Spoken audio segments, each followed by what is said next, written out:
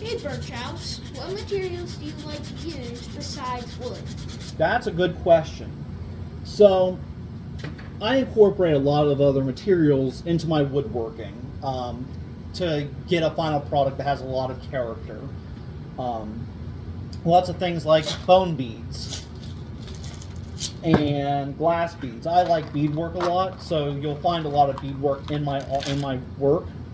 I got some glass beads there, got some turquoise, lots of stone and glass beads, lots of wood beads, bone beads, things of that nature.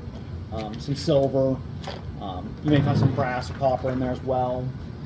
Beyond that, I do think I'll do a lot of natural materials like antler and bone end up in my work, as well as rocks. If I find a really cool rock like this guy, he'll probably end up in something. Or shell. I pick up a lot of seashells, especially when I'm looking for things like driftwood. And fossils. I have had a couple knives that had ammonite fossils hanging from the sheath that they came with. I also use a lot of leather, so like this leather cord, or like tooling leather.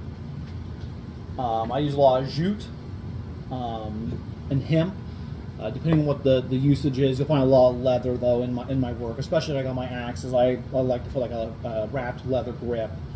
And you'll find lots of feathers, lots and lots of feathers. I'm an avid feather collector. There's a goldfinch, there's a turkey, and so you'll find a lot of feathers in my artwork, in my woodworking. And this, being my home state of Ohio, there's always an abundance of buckeyes. And I have this big old thing of buckeyes, and 'tis the season for buckeyes to be dropping off trees, and so I'll be collecting probably this much again this year. A lot of what I use, a lot of the materials I use in my wood are bought. Things like the bone beads or the glass beads, I buy them. But a lot of my natural materials like the buckeyes, stones, shells, feathers, these are all naturally sourced. I spend a lot of time hiking in the woods, looking for branches or interesting pieces of wood to use in my woodworking. I trolled the beaches of Lake Erie a lot, looking for driftwood. So a lot of my wood is naturally sourced, especially like a lot of my cane axes and tomahawks, things of that nature, are made from wood that I found out in the woods. A lot of the natural materials you'll find on those things,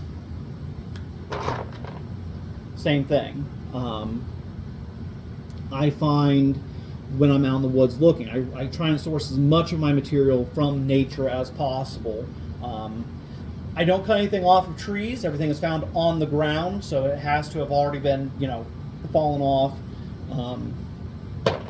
And so, yeah, those are the materials I like to use beyond just wood to enhance whatever work I'm doing.